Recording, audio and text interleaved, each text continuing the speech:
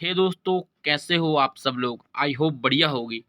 तो हम आपके साथ लेकर आए हैं ग्रुप डी का पेपर पुराना 19/9/2022 का। तो दोस्तों हम इसमें देखते हैं साइंस कितने नंबर की और कैसी आती है। तो आइए दोस्तों हम बढ़ते हैं आगे क्वेश्चन की ओर। ये रहा दोस्तों हमारा पहला क्वेश्चन। क्वेश्चन क्या है, ध्यान से सुनना। निम्नलिखित में से कौन से कोशिकांग केवल पादपों में पाए जाते हैं? तो इसका सही उत्तर है लवक अर्थात प्लास्टिड। हम बढ़ते हैं अगले क्वेश्चन की ओर और देखते हैं अगला क्वेश्चन कौन सा है। तो क्वेश्चन है, भारत का अग्रणीय मैग्नीज उत्पादक राज्य है और 2018-19 में कुल उत्पादन में इसकी हिस्सेदारी 33% थी। तो इसका सही आंसर है मध्य प्रदेश। इसी के साथ हम बढ़ते हैं अगले क्वेश्चन की ओर। तो अगला क्वेश्चन ये रहा हमारा, आधुनिक आवर्त सारणी में किसी समूह में नीचे की ओर जाने पर परमाणु आकार बढ़ता है, क्यों? तो इसका कारण है कि कोष की संख्या बढ़ जाती है, इसीलिए। हमारा अगला क्वेश्चन ये, बेकिंग सोडा को गर्म करने पर इनमें से कौन से पदार्थ बनते हैं? तो इसका आंसर है कार्बन डाइऑक्साइड और टार्टिक अम्ल का सोडियम लवण बनता है। इसके बाद अगला क्वेश्चन, अर्थशास्त्र में निम्नलिखित में से कौन सा वक्र उल्टे यू के आकार का होता है? इसका आंसर है सीमांत उत्पादन वक्र। अगला क्वेश्चन हमारा ये रहा, जब किसी जलीय विलयन में पाए जाने वाले एक अभिकारक के धनायन और दूसरे अभिकारक के ऋणायन संयोजित होकर खालिस्तान का निर्माण करते हैं, तब अवक्षेपण अभिक्रिया होती है। तो इसका आंसर है एक अवलय आयनिक ठोस। अगला क्वेश्चन, निम्नलिखित में से कौन सी नदी यमुना की सहायक नदी नहीं है? गंडक नदी यमुना की सहायक नदी नहीं है। अगला क्वेश्चन, कोई फर्म समान उत्पादन के लिए अलग अलग ग्राहकों से अलग अलग कीमत वसूलती है, कीमत निर्धारण की यह नीति क्या कहलाती है? तो इसका आंसर है कीमत विभेदक। अगला क्वेश्चन, क्राइस्ट चर्च जिसे पूर्वोत्तर भारत का प्राचीन चर्च माना जाता है, किस पूर्वोत्तर शहर में स्थित है? तो इसका आंसर है गुवाहाटी, असम में। अगला क्वेश्चन, निम्न में से कौन सा बांध गंगा नदी पर बनाया गया है? तो इसका सही आंसर है टहरी बांध। अगला क्वेश्चन, निम्नांकित आकृति मानव के नेफ्रॉन को दर्शाती है, कौन सा भाग संग्राहक नलिका है? तो इसका आंसर सही है ए, जो संग्राहक नलिका है। अगला क्वेश्चन, उस प्रक्रिया का नाम बताइए जिसके द्वारा कोशिका झिल्ली के आर पार गैस विनिमय होता है। तो इसका सही आंसर है विसरण।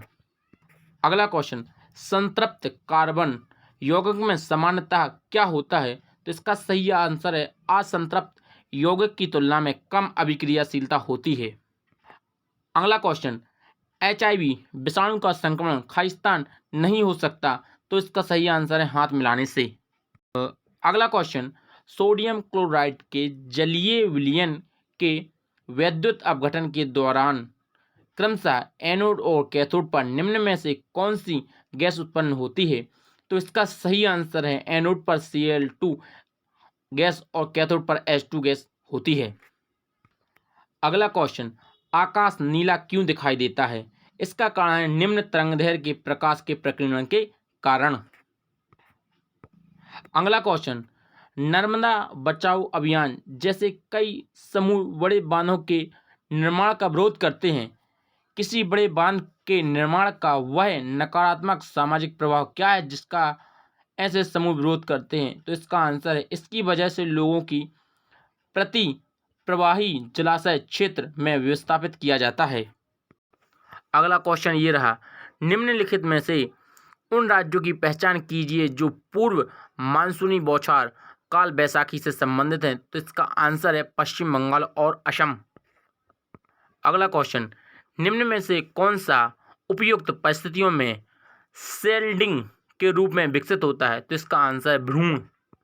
अगला क्वेश्चन, निम्न में से कौन सा कार्य स्थानीय निकायों के क्षेत्राधिकार के अंतर्गत नहीं आता है? तो इसका आंसर है कानून एवं व्यवस्था।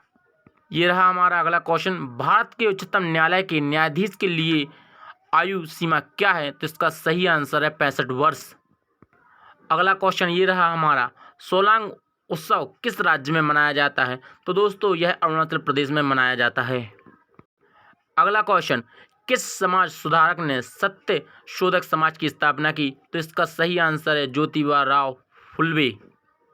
अगला क्वेश्चन हमारा करंट अफेयर से 2021-22 की आर्थिक सर्वेक्षण रिपोर्ट के अनुसार सितंबर 2021 तक कितने प्रतिशत लोगों ने अटल पेंशन योजना के तहत 1000 की मासिक पेंशन का विकल्प चुना है?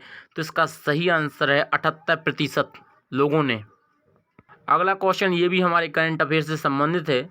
तो देखिए दोस्तों, निम्नलिखित में से किस खिलाड़ी को 2022 में पद्म भूषण से सम्मानित किया गया? तो इसका सही आंसर है देवेंद्र झझरिया को। अगला क्वेश्चन हमारा ये रहा, आवर्धन का मात्रक क्या है? इसका कोई मात्रक नहीं होता दोस्तों। एक और क्वेश्चन दोस्तों हमारा करंट अफेयर से, प्रधानमंत्री भारतीय जन औषधि परियोजना केंद्र ने मार्च 2022 में अपने प्रोडक्ट बास्केट में को सम्मिलित किया, इनमें से कौन सा उत्पादन?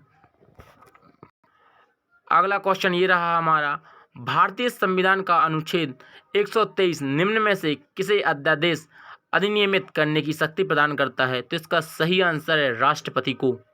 अगला क्वेश्चन ये रहा हमारा करंट अफेयर से, फिर पीवी सिंधु ने 27 मार्च 2022 को वासेल में आयोजित Swiss open super 30 badminton tournament में किसे हराकर महिला एकल खिताब जीता है? तो इसका सही आंसर है बुसानन को।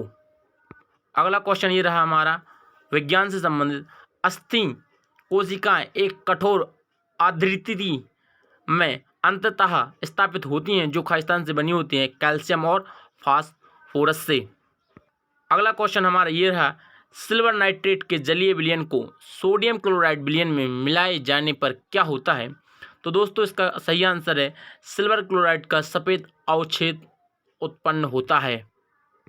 तो त्रिक नियम शब्द का प्रयोग किसके द्वारा किया गया है? तो इसका सही आंसर है डोवेराइनर के द्वारा किया गया।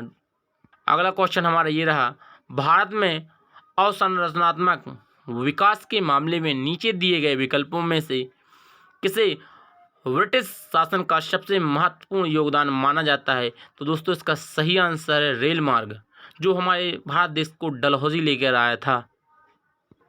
अगला क्वेश्चन, तमिल यूनिवर्सिटी तमिलनाडु में किस स्थान पर स्थित है? तो इसका सही आंसर है तंजावुर में। अगला क्वेश्चन और लास्ट क्वेश्चन इस पेपर का, डीसी जनरेटर और एसी जनरेटर के बीच सर्वाधिक अनिवार्य अंतराल क्या है? तो इसका सही आंसर है डीसी जनरेटर में स्थायी चुंबक होता है और एसी जनरेटर में वैद्युत चुंबक होता है।